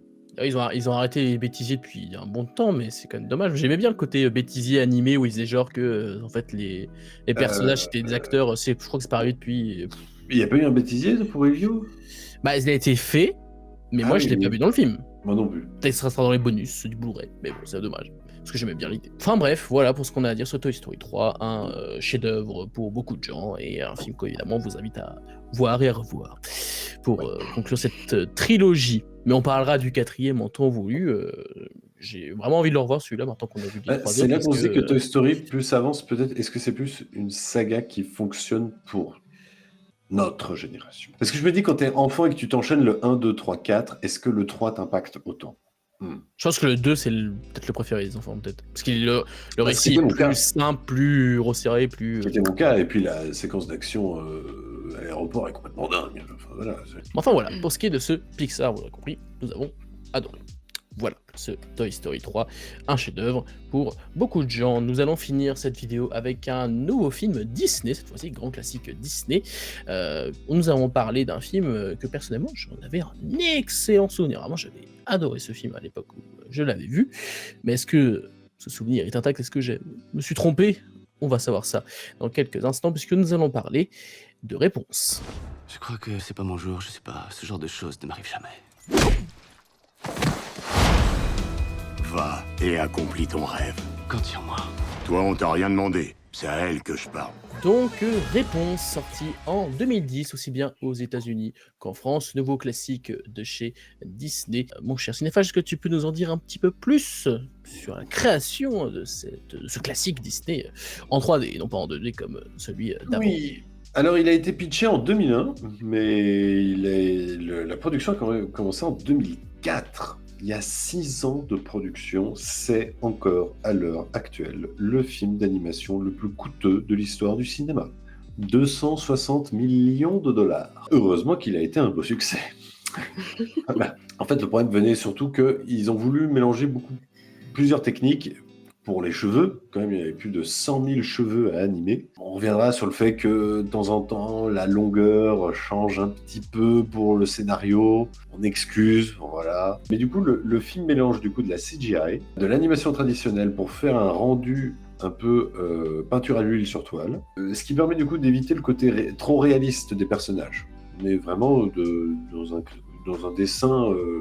très conte de fées. Il faut savoir que Disney avait envisagé d'adapter Réponse dans les années 30 et 40, mais trouvait que l'histoire était beaucoup trop courte. Donc, du coup, c'est pour ça qu'ils ont un peu modifié l'histoire et qu'ils ont rajouté toute la partie avec Flynn Rider qui, je vous rappelle, à la base, n'était pas du tout dans le conte. Hein. C'est un prince qui monte à la tour et qui finit aveugle en tombant dans les ronces en bas de la tour. Ça, y a pas ça, hein. Voilà. Il y a quand même quelqu'un qui tombe de la tour. Et le succès plutôt moyen de La Princesse et la Grenouille a fait changer le titre du film, puisque le titre du film devait s'appeler... Enfin, en VF, ça n'a pas changé. Mais en VO, ça devait être Rapunzel. Et Disney, du coup, les studios Disney se sont dit La Princesse et la Grenouille, ça n'a peut-être pas marché, parce que les garçons ne voulaient pas aller voir un film qui s'appelait La Princesse et la Grenouille. Du coup, on va appeler le film Tangled, qui veut dire emmêlé. Comme ça, ils vont croire que c'est plus pour les filles et les garçons. Mhm. Bah, on peut pas leur donner tort parce que le film a mieux marché que La princesse et la grenouille et qu'il est vrai que le personnage de Réponse a autant d'importance que le personnage de Flynn Rider dans le film. C'est vraiment un duo qui est mis en avant plutôt qu'un personnage central. Mais bon, ça s'explique surtout qu'il fallait rajouter un peu de la matière dans le conte d'origine si vous voulez faire un film d'animation d'un peu plus de 30 minutes. Et ben, ça parle de moi. Je vais parler un peu de moi aussi après Cinéphage. Je l'ai pas vu forcément à sa sortie. Je l'ai vu un peu plus tard. C'était une période de ma vie assez difficile. Je sortais d'une rupture d'une relation toxique, un peu à la Réponse et Mère Göttel. Et du coup, je l'ai enchaîné dans mon lit. Je le regardais 3-4 fois par jour. C'est ça pendant. Parce que c'est ça, Mélanie, elle aime bien revoir les dessins animés plusieurs fois. Oui, je suis comme ça. J'ai pas vu tous les films comme toi, mais je les ai vus plusieurs fois. Voilà. Bah, je le connais par cœur. Par là, ça faisait très très longtemps que je l'avais pas vu, mais je le connais un peu par cœur. Et oui, j'ai vu les défauts, je les vois maintes fois, et je me suis fait la réflexion plein de fois. Les cheveux, ça va pas. Ils détruisent un barrage comme ça, et ça a pas de conséquences. Elle fait plein de choses dans sa journée d'anniversaire. 12 heures suffirait pas. Enfin, il y a plein de choses qui sont un peu incohérentes, mais j'adore l'innocence de ce film, j'adore l'humour. J'aime beaucoup Eugène aussi, son personnage qui évolue. Flynn Rider un peu moins, mais le côté Eugène, j'aime beaucoup. Je trouve Réponse très courageuse pour une fille qui a jamais connu l'extérieur. Et je trouve que c'est un princesse du coup qui change des princesses qu'on a déjà pu connaître.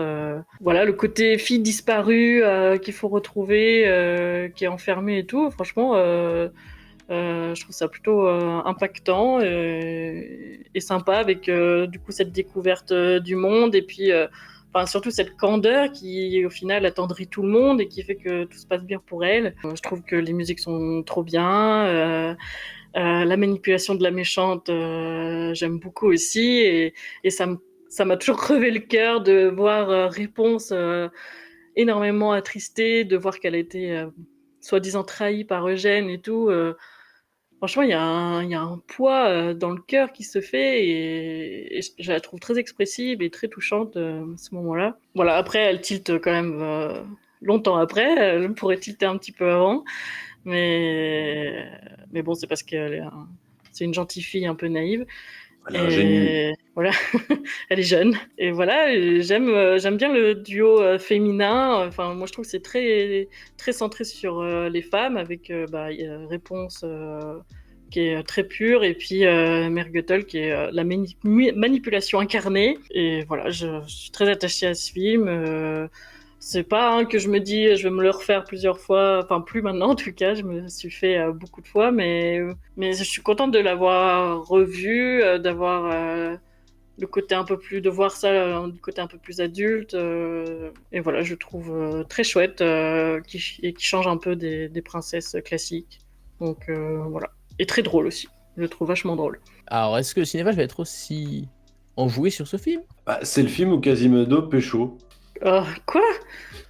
Parce que Réponse, c'est un peu le Quasimodo de ce film où elle est enfermée dans sa tour et tout ça, sauf qu'elle n'est pas enfermée dans la friend zone à la fin, ça faillit, mais non. Donc c'est un peu le bossu de Notre-Dame, version féminine. Ouais. C'est amusant, même si j'ai trouvé que c'était une très belle relecture du conte de Réponse. Déjà, le film est putain de beau. Et ça fait bizarre de trouver que Disney fait du beau avec de la 3D. Parce que c'est peut-être la première fois que Disney fait du beau avec de la 3D. On sent qu'ils ont racheté Pixar et qu'ils en ont profité pour... On sent surtout que le film a 6 ans de production et qu'ils ont mis de la thune sur la table. J'ai trouvé que c'était très intelligent. J'aime beaucoup le côté second degré permanent du film. Qui se prend pas trop au sérieux, ou sauf dans les rares moments où c'est nécessaire. J'aime beaucoup le personnage de Mère Göttel parce que, à l'inverse d'un Frollo, elle est très très sournoise, très maléfique, mais elle est égoïste, quoi, c'est pour elle. Elle est égoïste, mais à l'inverse de Frollo, tu sens que elle apprécie Réponse quand même. Mhm. Il y a ce côté quand même où elle l'a quand même élevé et que tu vois que, en fait, ce que j'ai aimé, c'est qu'ils l'ont un peu traité comme un personnage accro, addict. En fait, elle est accro aux cheveux de Réponse. Et du coup, dès lors que tu confrontes un addict à sa drogue, elle s'énerve. Et en fait, je trouve que c'est très intéressant de le développer comme ça, alors que dans le conte, c'était juste une vieille, machin, la vieille méchante, voilà, tout ça. Là, en fait, elle est très gentille avec Réponse. Il y a quelque chose de très, de très sournois, malaisant, mais en même temps, du coup, une méchante que tu peux pas détester à 100%, en fait. Bah, rien qu'avec sa musique là où elle explique à Réponse pourquoi elle doit l'écouter, T'as elle, été... etc. Il y a un côté où, oui, où tu vois la manipulation, mais en même temps, c'est un air qui est un peu entraînant, où tu te dis, ah, mais. Mais vous vous êtes fait Voilà. manipuler, hein. Bah Non, mais. non, mais évidemment que ce qu'elle a fait est mal. Évidemment. Mais Mais tout ce qu'elle fait subir à Réponse, elle l'a pas élevé. En plus, tu te demandes comment elle a confiance en elle, cette gamine, parce que elle a fait que la rabaisser. Le peu de temps qu'on les voit ensemble, elle fait que de la rabaisser, que de l'humilier. C'est de l'humiliation. Elle ne l'aime Non, mais- pas du tout. Elle aime ses cheveux pour voilà, elle veut ses cheveux, c'est tout, mais elle n'apprécie pas Réponse. non, non, Non, elle non, a, non. enfin, elle Je a un suis pas d'accord là. Elle a un comportement toxique, je suis d'accord, mais tu sens que ça se justifie par son addiction. Bah ça, oui. Et forcément. que si elle était soignée, entre guillemets, elle se comporterait mieux avec Réponse et tout ça, en fait. Je sais pas, moi je l'ai ressenti un peu comme ça. Et en fait, je trouvais que c'était un peu plus intéressant que... Alors après, j'adore Frollo, parce que Frollo, c'est une classe folle, quoi. Mais je trouvais que c'était un peu plus intéressant que... C'était une relecture intéressante de l'archétype qu'on a du prisonnier et de son mentor qui, en fait, le retient contre son gré sans qu'il le sache. Je ressens beaucoup plus. Enfin, je ressens beaucoup plus la. Vraiment, Frollo, il n'aime pas du tout Il Quasimodo. déteste Ça se Quasimodo. voit. Là où la mère Gothel, je trouve que c'est un peu moins franc quand même. Un petit peu moins. Légèrement. Parce que c'est une femme. Non, c'est Bah, si. même En dans fait, la c'est une- façon de montrer le personnage. Pour moi, il n'est pas montré comme vraiment. Elle s'en fout complètement d'elle. Pour moi, il y a quand même. Imaginons, c'est un pourcentage. Pour moi, elle est genre à 10-15% d'amour. Allez, pour moi, il y a un truc quand même. Alors que Frollo, c'était zéro, quoi. Ça, c'est vraiment. Non, mais parce que Frollo, Quasimodo lui sert à rien. Alors que là, elle lui sert à quelque chose, donc elle va forcément l'amadouer pour pas qu'elle s'enfuit. C'est de l'amadouement. Toutes les périodes gentilles où on dit bah tiens, je vais aller te chercher ton repas préféré ou ta peinture que tu veux pour ton anniversaire, c'est juste pour garder la personne prisonnière. C'est tout, hein. Sous son emprise. Pas Oui. du tout d'amour dedans. Il y a peut-être moins de haine et c'est moins frontal qu'entre Voilà. Frollo et Quasimodo. Mais elle a aucun amour pour Réponse. Certes, t'éduques quelqu'un toute ta vie, forcément, tu t'habitues à la personne. Et c'est le cas de Réponse. Elle a presque envie de la retenir quand elle tombe de la tour. Ça reste de toute son enfance. C'était sa mère. Elle l'a su 10 minutes avant que c'était pas le cas. Mais c'est ça qui est intéressant, En fait, c'est ce que je dis. si vous écoutez bien les dialogues entre Mère Gothel et Réponse, elle ne fait que l'humilier. Et je suis désolée, quand Oui, tu bien aimes sûr. quelqu'un, tu ne l'humilies pas. donc non, pour moi, il n'y a pas d'amour. Il y a une emprise parce qu'elle veut qu'elle reste amadouée, elle veut qu'elle reste, que Réponse reste naïve et qu'elle se dit bah c'est ma seule protection, c'est ma seule figure d'autorité et je reste là. Et c'est tout. Et c'est ma seule aussi personne qui pourvoit à mes besoins, donc forcément tu t'attaches. Je comprends ce que tu veux dire, mais quand tu le vois sous le prisme de l'addiction, tu sens des légères bribes en fait que, en fait, elle-même est aveuglée par sa nécessité de vouloir tout le temps être jeune en fait. Bah ça oui, puis on le voit du début du film avec la fleur. Hein. Voilà, elle est toxique envers Réponse, mais elle est aussi toxique envers elle-même en fait. Ah bah ça oui. Et en fait, c'est ça qui est intéressant, c'est que en fait, c'est ça qu'on trouve qu'il y a un peu de plus de matière, on va dire, plus d'amour, c'est que elle pourrait avoir une relation mère-fille. Il y a une possibilité. Oui, mais là où Frollo... Il faudrait 10 ans de thérapie pour Mère Gothel, là. Hein. Donc enfin bon, bref. Oui, ou je sais pas... On parle pas du film, là, on parle d'un après. Oui, mais justement, c'est intéressant. Là où avant. tu vois, Frollo tuerait Quasimodo sans aucune pitié. Comme il a fait avec sa mère. Ce qui sent pas ce que tu ne ressens pas avec Mère Gothel, tu vois. Ah, bien sûr, parce qu'elle a besoin de ses cheveux. Ouais, mais imaginons à la fin, est-ce que le film serait continué, elle serait pas tombée? Est-ce que tu penses qu'elle aurait tué Réponse? Bah, quand elle dit qu'avez-vous fait, en tout cas, elle veut tuer Eugène, ça c'est sûr.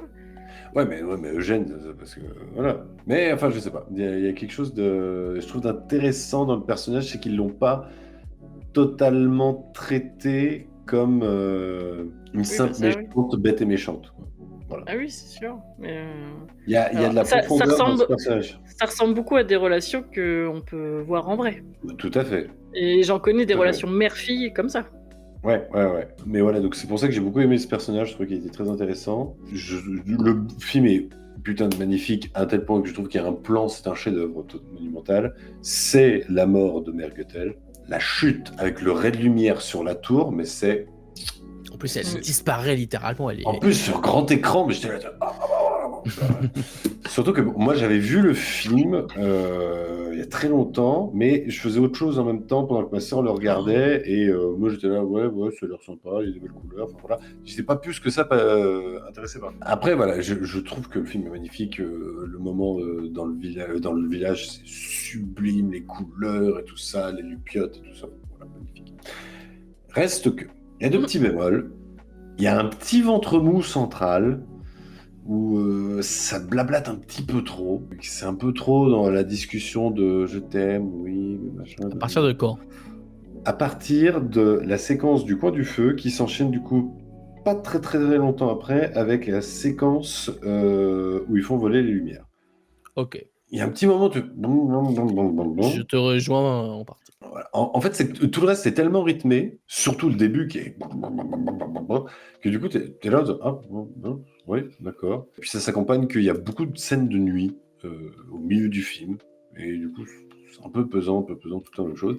Et dernière chose, je trouve que les chansons sont sympas, mais c'est pas des tubes quoi. La tête dessinée chaud. C'est pas des tubes, je veux dire, c'est pas des chansons où le lendemain j'étais là, tu vois, Après, c'est pas forcément obligé d'être un tube pour être une bonne musique. En fait, les chansons Disney sont souvent entêtantes. Là, je trouve qu'il n'y a pas de chansons. Il a un rêve, il a un rêve. Génial ça. Ouais, mais tu vois, ce serait peut-être la dernière chanson où on me la remettrait à la fin, peut-être que je dirais ah ouais, il y a celle-ci. Mais en fait, vu qu'elle est noyée au milieu du film, t'as le temps de te mater tout le film et à la fin, t'es pas là en disant arrête, non, pas du tout. Non, voilà. Dans quelques semaines, nous en parler d'un film qui est moins bien, qui est très beau mais qui est moins bien. Mais Lequel? Libéré, délivré. Ah. Mais le premier instant où tu entends la chanson, mais tu l'as, mais... Ouais, mais c'est trop forcé, justement. Ah, mais dès la première fois que tu l'entends, tu l'as, mais tu l'as dans la tête, quoi. Oui, mais c'est pas parce que tu l'as dans la tête que tu l'aimes bien. Moi, je les ai pas dans la tête, les chansons de Réponse, mais je les aime bien. Baby Shark, je suis dans la tête, pourtant, c'est pas agréable. Hein. Bah, je trouve que mais même j'ai élargi avec les comédies musicales. Une comédie musicale qui ne me laisse pas une chanson que je chantonne à la fin, c'est dommage. Et en fait, je trouve que celles de Réponse sont bien. C'est quand même Alan Menken qui est revenu, mais elles sont peut-être un peu trop classiques Disney, quoi. Parce qu'elles tentent pas des trucs qui te marquent, même dans les sonorités, où ça reste très classique. Voilà. Mais après, voilà, c'est un très très beau film, très très drôle. Pascal est à mourir de rire. Maximus est à mourir de rire. Enfin voilà, c'est de très très bonnes trouvailles, et je trouve que c'est une bonne relecture moderne aussi, encore une fois, après La Princesse et la Grenouille. Belle relecture moderne, même si cette fois-ci c'est pas contemporain, du conte de fées, et d'aller un petit peu plus que sur un manichéisme bête et méchant qu'on pourrait avoir d'habitude. Là, c'est un film qui, et c'est la preuve, nous fait poser des questions. Il y a matière à débattre. Et comme dirait Samir, ça vit. Ça arrive. C'est vrai qu'il dit ça. Au passage, on le salue, s'il passe par là. Alors, de mon côté, ce réponse, comme je l'ai dit juste avant, j'en avais un excellent souvenir. Bah, c'est toujours excellent, bah oui. Bah, est-ce que c'est vraiment surprenant? Bah, franchement. En fait, moi, mon seul, et je rejoins un peu Cinéphage sur le côté où il y a un léger, mais tout léger petit ventre mou après la scène du barrage. Toute la scène du barrage, tout ça, où ensuite ils sortent de l'eau, etc. C'est super. Et ensuite, il y a 10-15 minutes où ça flotte un peu. C'est pas dramatique du tout. Hein, mais Bah, ouais, moi, c'est le je truc, trouve. Parce que je trouve que ça sert à l'histoire et surtout à la relation entre Je suis Réponse et d'accord. Eugène, comparé à Princesse et la Grenouille, où leur amour pop comme ça. C'est pas faux. Mais qu'est-ce que t'as contre le mucus? Donc voilà, mais sinon, j'aime tout dans ce film, effectivement, vous l'avez dit, l'animation est de toute beauté. Mon Dieu, qu'est-ce que c'est beau. C'est magnifique. Le film est drôle, mais vraiment, je le trouve drôle. Les 2 personnages, évidemment, qui ressortent le plus, c'est Pascal, mais surtout Maximus. Les scènes qu'il a avec Flynn, ou Eugène, c'est selon votre préférence, où ils lancent des jeux de regard, où ils se mettent des coups, etc. Mais c'est hilarant, les tronches que fait le cheval lorsqu'il trouve l'avis de recherche de Flynn et qu'il le... avec les dents. C'est vraiment ce personnage Et génial. qui cache le nez à chaque fois pour faire ah oui, c'est lui. Ouais, c'est ça. C'est vraiment trop bien. Pascal est très mignon et très drôle aussi avec Réponse. Réponse qui est un personnage que je trouve... voilà, exactement. Et Réponse qui est un personnage que j'aime beaucoup, que je trouve vraiment facilement, très rapidement attachante, effectivement courageuse, avec un très bel arc de personnage durant le film. J'aime bien aussi, alors on les voit peu, mais bizarrement, je trouve que l'aura qu'ont les parents de Réponse est très facilement... t'as envie que justement il retrouve ses parents très facilement, je sais pas pourquoi, c'est peut-être juste dans les regards ou dans... Ouais, les regards, ils sont incroyables dans ce film, ils sont hyper touchants. Par contre, ils ont pas une ligne de dialogue. Hein. Non, après c'est peut-être ça aussi qui donne une forme d'aura entre guillemets à ces personnages. Je sais pas. En tout cas, j'aime bien les quelques plans qu'on a sur eux. Mergotel, on en a longuement parlé, mais c'est un personnage que j'aime beaucoup également, qui est très très intéressant et qui est là encore qui a droit à une chanson que je trouve très très bonne. Moi, contrairement, alors je suis d'accord que c'est pas forcément, à part il a un rêve que j'adore, que je retiens ça restait dans mon crâne. En dehors de cette musique, c'est vrai que je peux pas les rechanter comme ça hyper facilement, je pense dans 2 mois comme ça. Par contre, je trouve qu'elles sont très bien intégrées à l'histoire, qu'elles sont tout à fait logiques, elles ont des paroles, même dans le rythme de la musique. Par exemple, la première musique, elle est un peu monotone, un peu toujours répétitive, mais c'est pour exprimer le fait que justement Réponse vit une vie un petit peu un petit peu chiante quoi. Dans l'ensemble, elle fait pas grand chose. Donc je comprends que ça manque peut-être d'un tube, vraiment une chanson qui serait Il y a la du film, chanson peut-être. des lanternes quand même. Je l'aime beaucoup, elle est belle, mais je me reste pas en tête. L'air me reste pas en tête. En tout cas, là, parce que j'ai vu le film, je me rappelle un peu. Mais je sais Est-ce pas que si ça je me vient pas aussi rappellerai, des voix? Les voix sont bien, mais elles sont... Je sais pas. Il y a moins un côté démesure dans la voix où ils Classique. essaient de faire des envolées, etc. Dans les voix chantées, je veux dire. Les voix chantées, c'est... J'ai l'impression qu'on a lancé le CD Vanille Disney, quoi. Ça manque... Dans les voix parlées, ça va, mais dans les voix chantées, ça manque un peu de personnalité, je trouve. Je ne sais pas. Ouais. C'est juste des gens qui chantent bien. Est-ce que c'est parce que c'est pas les mêmes voix pour les VF entre les gens qui chantent et les gens qui chantent pas? C'est très souvent le cas. Ouais, mais je sais pas, peut-être que... Parce que bon, c'est sûr que c'est pas Isabelle Adjani qui allait chanter. Non. Même On si, notera... ton pull bleu marine au fond de la piscine, ça on s'en souvient bien, mais... Non, apparemment non. je suis désolé, je l'ai pas. J'ai retrouvé au fond de la piscine ton pull bleu marine. C'est la chanson d'Isabelle Adjani. Ah oui, je la connais. Moi, Son deuxième tube que je vais vous interpréter. Je suis dans un état proche de l'Ohio. J'ai le moral à 0. Enfin voilà. Ouais. Isabelle Adjani, mesdames et messieurs. Waouh. Ça me donne trop envie d'écouter son album, en tout cas. C'était écrit par Gainsbourg, je crois, si tu me... On notera du coup qu'il y a aussi Romain Duris dans le rôle de Flynn Rider. Voilà. Ça, Mais non. Si, c'est Romain Duris qui fait la voix. D'ailleurs, Flynn, je trouve que c'est un super personnage qui arrive à la fois à avoir ce petit charme au début de voleur, etc. Mais tu vois qu'en fait, c'est un homme avec un grand cœur quand même. C'est un loser. On m'a dit récemment que je lui ressemblais un peu. C'est vrai, il y a un petit truc. Vas-y, refais la tête quand il y a le dialogue avec Réponse et qu'il dit bon, je suis obligé d'en arriver là. Qui fait la tête genre... C'est hilarant. Il y a plein de répliques de passages comme ça qui sont vraiment très drôles. Donc franchement, j'aime vraiment beaucoup Réponse. Effectivement, on a parlé de la mort de Mergotel. Cette scène est folle, mais franchement... La musique.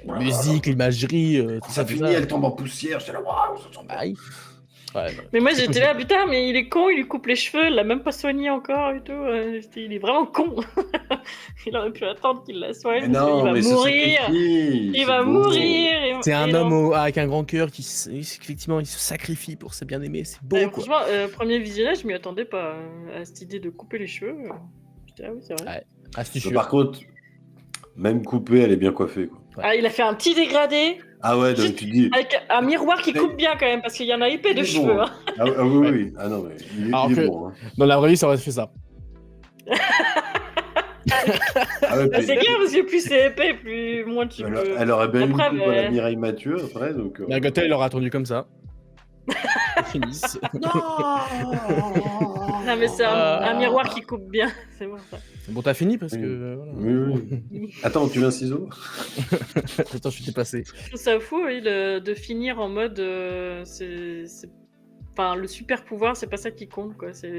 Ce qui compte, c'est qu'elle soit libre et qu'elle C'est ta puisse personne. vivre sa vie. À C'est toi. le mur. Donc voilà, pour ce qui est de ces réponses que j'ai vraiment beaucoup aimé, même à revoir. Je trouve que c'est un film extrêmement divertissant. Je trouve vraiment, c'est vraiment super. C'est hyper drôle, c'est parfois émouvant, c'est magnifique. Il y a des musiques que je trouve vraiment bonnes. Bref, franchement, c'est même probablement avec, je pense à un seul film des années 2010 que j'ai vraiment beaucoup aimé. Je crois que c'est les deux seuls des années 2010, hein, parce que c'est la Grenouille, c'est 2010 aussi, donc on pourrait considérer que ça fait partie.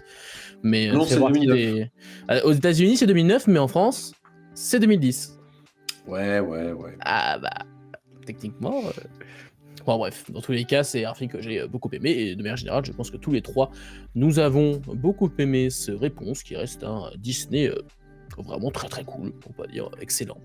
Donc, on peut que vous le recommander à voir et revoir. Et revoir. Voilà tout pour ce qui est de ces 4 films. On va finir par les top et flop, comme d'habitude. Alors, mon flop, je ne vais pas le citer parce qu'il n'a pas changé, donc c'est pas la peine. Par contre, mon top a changé, donc là, on va pouvoir le citer rapidement. Donc en 10e position, nous avons Bambi. En 9e position, nous avons Toy Story 2. En 8e position, on a Monstres et compagnie. En 7e position, on a Ratatouille. En 6e position, nouvelle entrée, on a Toy Story 3. En 5e position, nous avons Le Bossu de Notre-Dame. En 4e position, nous avons Wall-E. En 3e position, nous avons Le Roi Lion. En 2e position, nous avons Les Indestructibles. Et enfin, en première position, tout là-haut, on a là-haut. Excellent. Allez, à votre tour. Mon flop n'a pas changé, mais dans mon top, il y a réponse qui rentre en top 10. Donc réponse en 10, Belle et Clochard en 9, Planète au Trésor en 8, Nemo en 7, Bossu Notre-Dame en 6, Pocahontas en 5, Mulan en 4, Ratatouille en 3, Tarzan en 2 et en 1, Le Roi Lion. J'arrive pas à l'enlever. Ouais, il s'incruste, hein, Il veut pas vous lâcher. faut gratter un peu. Là. Et toi, Cinéphage, ton top a changé? Ton flop a changé? Bon, ton top, je pense que oui. Moi, mon flop n'a pas changé. Très bien. Toujours les mêmes films daubés. Et par contre, le top a changé. En 10e position, nous avons La Petite Sirène. En 9e position, nous avons Toy Story. En 8e position, nous avons Les Indestructibles. En 7e position, nous avons Mulan. En 6e position, nous avons Toy Story 2. En 5e position, nous avons Toy Story 3. En 4e position, nous avons Tarzan. 3e position, Le Roi Lion. 2e position, Le Bossu de Notre-Dame. Et en première position, Pocahontas. Pocahontas. Qui, du coup, définitivement, je vous l'annonce, n'a pas prévu de bouger. Voilà. Sauf surprise, non. Mon top 1 peut Par changer. contre, j'ai la trilogie Toy Story dans le top 10. Ouais, clair. Ah bah voilà, comme ça, ils sont tous là. Est-ce que le 4e sera dans le top 10? Peut-être. Peut-être on va Mieux l'année. que la petite Ah. sirène. Peut-être. On en parlera en temps voulu parce que dans 2 semaines, je vais vous donner le programme. Dans 2 semaines, on parlera toujours de 4 films, comme d'habitude depuis 2 émissions. Donc le programme pour dans 2 semaines, on commencera par le tout dernier film de la saga Winnie l'ourson. Et oui, en dehors du remake, enfin du Jean-Christophe et Winnie, tout ça, mais dernier film animé. Ensuite, on parleront de Cars 2. Oh là là là là là là. Le 3e film dont on parlera sera un Pixar, à savoir Rebelle. Mais si. Je crois vraiment que c'est la sélection préférée. Oh, rebelle. Pour finir, on parlera de Clochette et le secret des fées. Mais Oh, vraiment, la vous triple avez un peine, programme gratiné, là. Vraiment, c'est... Voilà, mais il faut passer par là. Oui, patience. Après, il y aura Vaiana, Coco. C'est ça. La Reine des Surtout Neiges. Coco. Donc voilà, pour ce qui est du programme pour dans 2 semaines. D'ici là, portez-vous bien, hein, évidemment, c'est important. Et on vous dit à dans 2 semaines. Bonne nuit. Ciao. Au revoir, bonne journée. Bye. Arrivederci. Arrivederci.